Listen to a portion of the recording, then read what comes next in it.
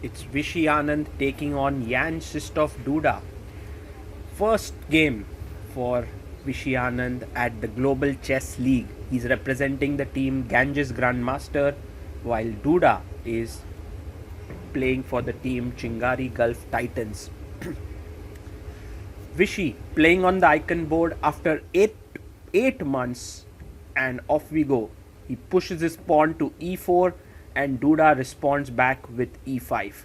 The knight comes out and knight played to c6. Vishy goes for his favorite Rui Lopez and Duda plays the Berlin. Knight f6. Vishy says no endgames today. I'm going for the anti-Berlin. Bishop comes out to c5. You take on c6.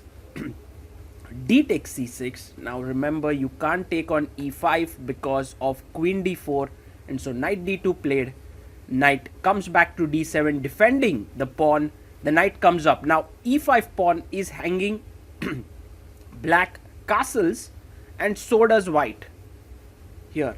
Remember, if you were to take on e5 here, then after takes there is queen d4, and so that wouldn't work. So here castles, rook e8, king h1 played, f6, and now knight h4. The knight comes back to f8. Vishy brings his other knight to e3. He's looking at the f5 square with both his knights. The knight comes to g6 and offers a trade, but Vishy plonks his knight on f5. Now Garry Kasparov has spoken about a knight on f5, that it's extremely powerful, but Duda takes this and he's like, if you take with the pawn, I will also take your other knight. So Vishy takes back with the knight, and now the bishop comes out to e6. Anand pushes his pawn to b3. One of the plans is to put the bishop on b2 and aim for the f4 break. The rook comes out to b1. It was hanging on a1, so that is defended, centralizing his rook, and now Vishy attacks the queen here with his bishop. This is already a pleasant position for white, and after queen d6, a very good idea is to engineer the f4 break with g3, and that is not what Vishy does. He first goes f3, c5 played by Duda. He's starting his queenside play, g3, and now slowly, as we discussed, you want to go for f4, b5. Duda says, well, Vishy, if you start playing on the king side, I'm going to play on the queen side. Rook to d7, planning to double your rooks, and Vishy goes rook f2. His idea is also to double and go for f4. Queen comes to c6, and he is looking here so that if f4 take, you can play f5, taking advantage of this pin. Vishy goes h4. I love this move, and Duda instantly plays on the queen side. Takes the pawn takes, and now a good idea is not to take this because it ruins your structure, but Vishy does take it, and now Duda can just pin this here with rook b8, and I think that's a good idea, but he actually goes queen c5. Not the most accurate move. Vishy brings his rook back to f1, and now Duda doubles on the d file, threatening to enter via d2. A good move now is bishop c3, stopping the rook from entering, and that is exactly what Anand does. He stops rook d2. Queen a3 played, attacking the bishop and also the pawn. But rook b3, fantastic move. If you take on a2, there is rook a1 trapping the queen, and so he goes back queen to a6. And now Anand pushes forward with h5, pushing the knight away. The knight has to move.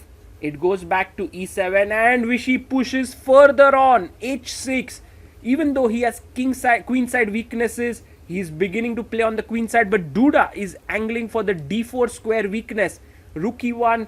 The idea is to protect the queen so that later you can put your knight to d5. Knight d4 played, you take, yes.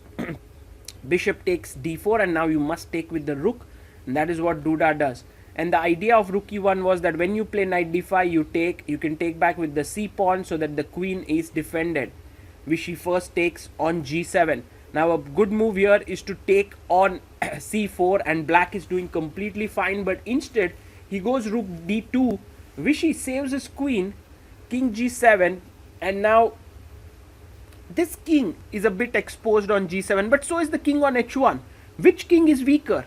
We'll see. First he goes g4, and now Duda plays queen a5. This is definitely a mistake. It's not at all a good idea. And Anand goes queen g1, putting up his queen against the black king. King comes up to g6. Well, what is the king doing there? It looks like it is weak. Now queen g3, fantastic move. Queen can pop out and start the attack. Duda must... No, he takes the pawn. This is a huge mistake. This is a huge mistake now. And Anand just pushes forward with g5. Fantastic move. Breaking apart the black king's shelter. And now Duda, under huge pressure, he takes on g5. But the e5 pawn is hanging. Vishy can simply move in and chop the e5 pawn. Vishy is thinking for his move. What should he do? Duda under big pressure. He takes on e5, queen a6 moves back and now pushes his pawn to f4. And after takes here, knight d5, he takes, rook g1 check came in, and it's all over. It's a checkmate happening, and Vishy Anand beats Jan Krzysztof Duda. Beautiful game by Anand. Excellent play by the 5-time world champion, and that too after a break of 8 months, showing absolutely no rustiness. What a evergreen champion Vishy Anand is.